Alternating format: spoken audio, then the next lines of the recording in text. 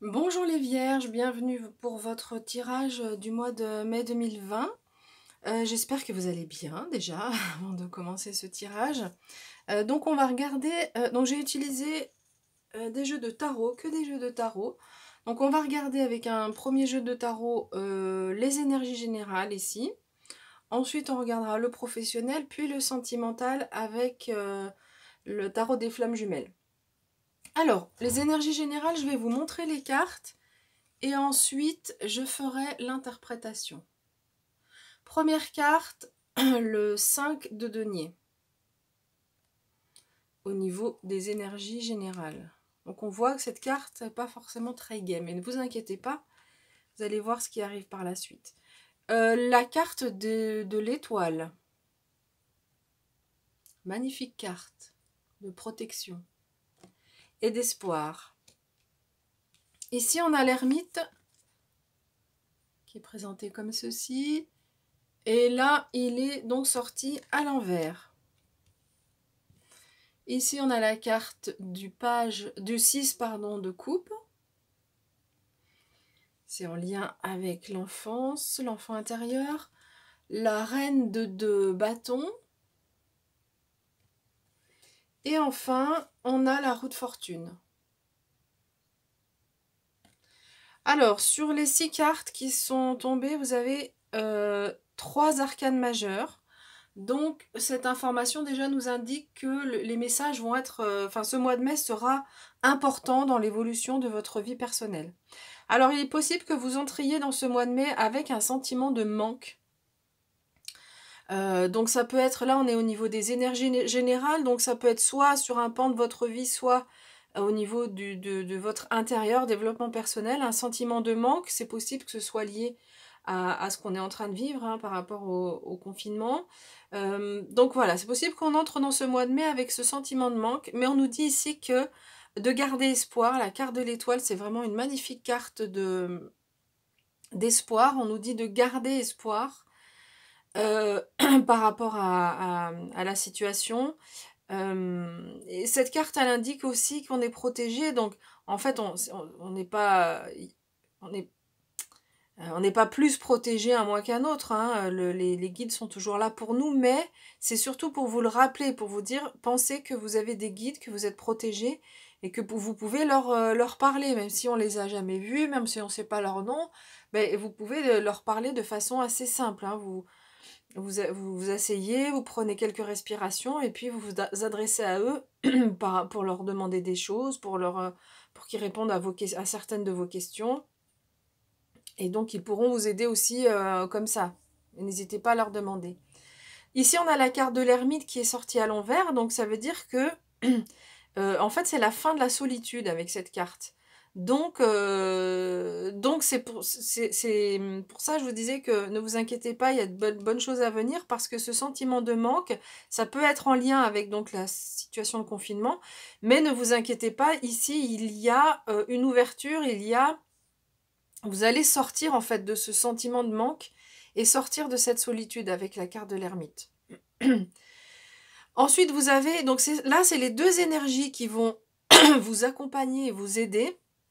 On a le 6 de coupe, donc c'est la carte de l'enfance et de l'enfant intérieur. Donc moi, j'ai le sentiment que, en fait, cette carte, elle va vous donner de la légèreté. Vous allez vraiment gagner en légèreté sur ce mois de mai.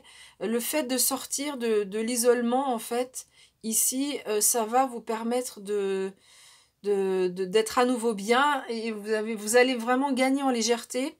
Et puis on a cette reine de bâton qui est la maturité. Vraiment, vous ressortez avec un gain de maturité vraiment très important, avec cette énergie yin, hein, que vous soyez homme ou femme. Cette énergie yin, donc de douceur, hein, c'est la reine qui... c'est la maturité, j'ai dit, et c'est la reine qui... le personnage qui sait ce qu'il veut. Donc il y a vraiment... Vous ressortez de cette période ici d'isolement avec de la légèreté et du fait de sortir Et vraiment ici, vous savez ce que vous voulez, quoi. Vous avez ça vous a donné à réfléchir et vous savez ce que vous voulez. Et on vous dit ici que votre roue est en train de tourner, votre roue du destin, votre roue du karma est en train de tourner, est en train d'avancer. Voilà ce qu'on peut dire au niveau des énergies générales. On va regarder ce qui se passe au niveau professionnel. Donc je vous montre les cartes comme tout à l'heure et ensuite je passe à l'interprétation. Donc on a l'amoureux. On a la papesse. Ah oui, je vais pas montrer l'amoureux à l'endroit.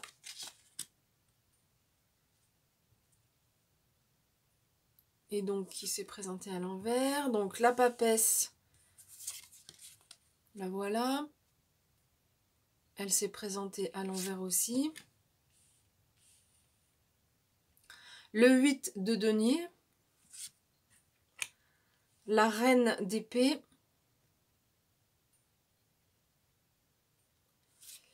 Le 3 de denier. Et l'impératrice. Vous avez encore une fois, pour ce tirage professionnel, 3 arcanes majeures sur les 6 cartes. Donc encore une fois la moitié. Donc vraiment chez vous, ce mois de mai, il va être assez important, assez central. Hein. Alors au niveau professionnel, ici l'amoureux vient nous dire que vous avez des doutes. Vous vous posez des questions. Et ici on vous invite à faire attention à votre discernement. Donc on vous demande d'être lucide, d'accord, de pas regarder les choses dans la superficialité, mais de creuser les choses si vous avez une décision à prendre, d'accord. Mais ici on nous dit vraiment que vous avez des doutes et qu'il y a quelque chose que vous ne voyez pas clair, donc on vous invite vraiment à faire preuve de discernement. Ici avec le 8 de denier, on vous invite à persévérer en fait. Ici, ces doutes, c'est ce manque de discernement, ça va évoluer. Donc surtout, ne baissez pas les bras. On a la carte de l'espoir ici aussi qui nous dit, de l'étoile qui nous dit, ne baissez pas les bras, gardez espoir. Donc, gardez espoir. Persévérer, ici, c'est vraiment le fait de persévérer. Et vous avez cette reine d'épée qui va vraiment vous aider. Alors, cette reine d'épée, c'est la reine d'épée, c'est celle souvent qui a quand même souffert, mais qui réussit à trouver des solutions. En fait, elle a appris de son expérience passée, elle a subi des hauts et des bas, hein. Elle est allée au combat aussi, cette reine d'épée. Mais au final, c'est elle qui trouve les solutions. Donc ici, il était question de doute et on vous invite on vous dit qu'il y a peut-être un manque de discernement, il y a quelque chose que vous ne voyez pas clair. On vous invite à persévérer parce que vous allez trouver des solutions avec cette reine d'épée. Vous allez ici avec les 2 dernières cartes sont magnifiques. Le 3 de Denis nous parle de promotion, de concrétisation des projets. Donc là, il y a vraiment des choses qui se concrétisent et une promotion à la clé. Donc si vous êtes sans emploi, ça peut être le fait de trouver un emploi. Et un emploi dans lequel on est en parfaite sérénité, un emploi qui nous convient. Donc si c'est si vous n'êtes pas sans emploi et que vous avez un emploi, ici vous allez vraiment rayonner. Vous avez cette énergie de l'impératrice, encore une fois une énergie féminine, que vous soyez homme ou femme. On a pas mal d'énergie féminine, hein. On a la reine d'épée ici aussi. Mais donc l'impératrice, c'est donc c'est celle qui gouverne quand même, hein, elle gouverne sur son royaume, mais avec cette énergie féminine de douceur, de puissance. Et on voit ce personnage ici qui rayonne complètement avec ses couleurs jaunes, rouges, orangées. Elle a vraiment une aura très très importante.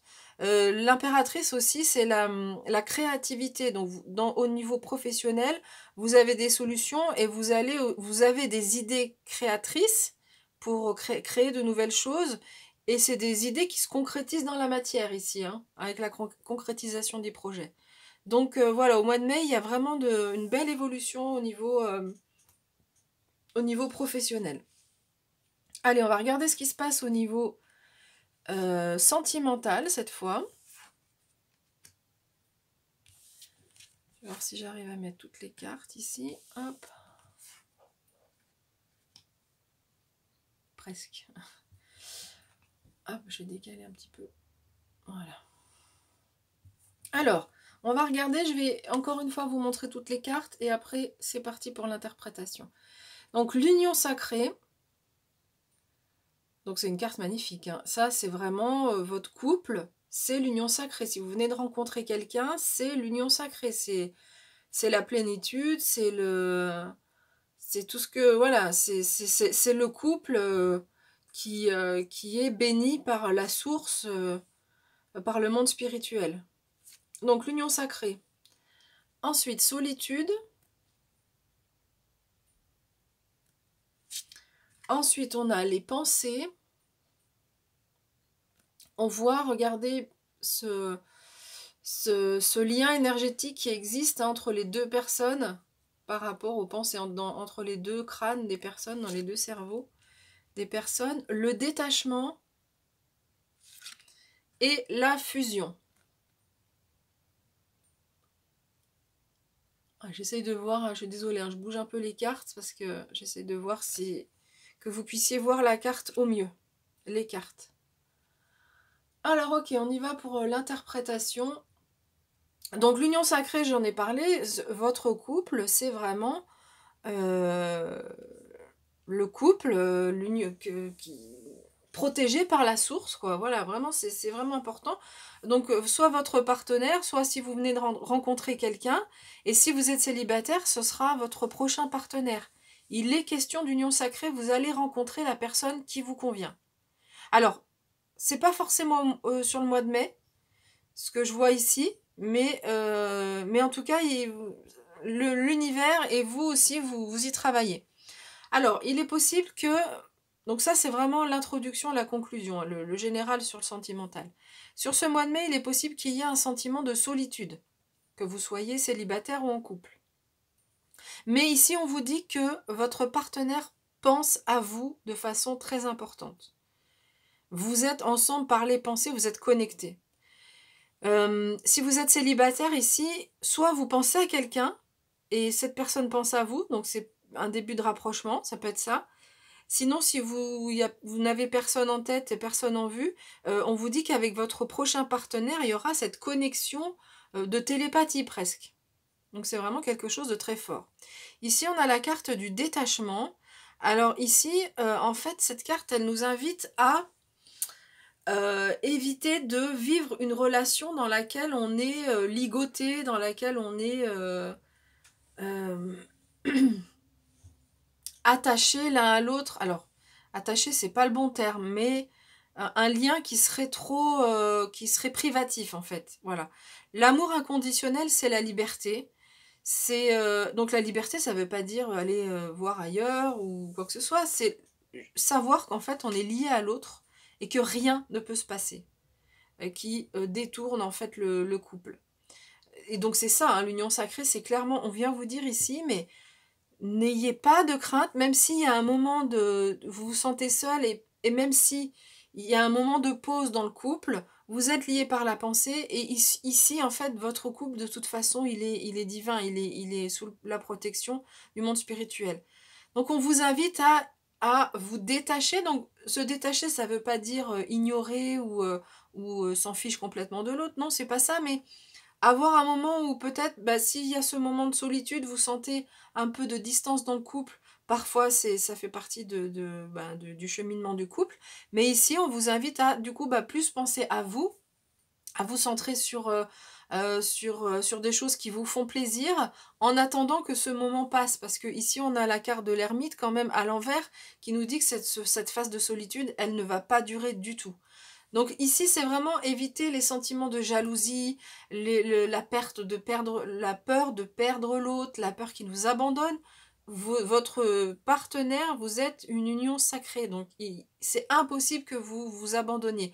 Alors, c'est possible que l'autre puisse avoir un moment où peut-être ça lui fait peur, ça se couple, cette union sacrée, peut-être qu'il a des doutes, peut-être lui, il a son chemin, lui ou elle, hein, l'autre a son cheminement à lui ou à elle. Mais de toute façon, vous êtes tellement liés et votre union étant sacrée, vous allez vous retrouver. Donc si vous vivez cette phase-là, on vous invite à limiter un maximum ces peurs et ces angoisses. Et ça peut passer par des moments de relaxation, de méditation, pour vous aider à dépasser ce stade-là. Parce que je sais que c'est pas facile quand on est dans la peur et dans l'angoisse. On nous dit oui, ben faut pas être angoissé. Oui, ben d'accord, mais comment je fais? Donc ça, c'est un gros travail sur le mental. Pour ma part, j'ai réussi à faire ce travail grâce aux méditations. C'est vraiment les méditations qui m'ont vraiment aidée.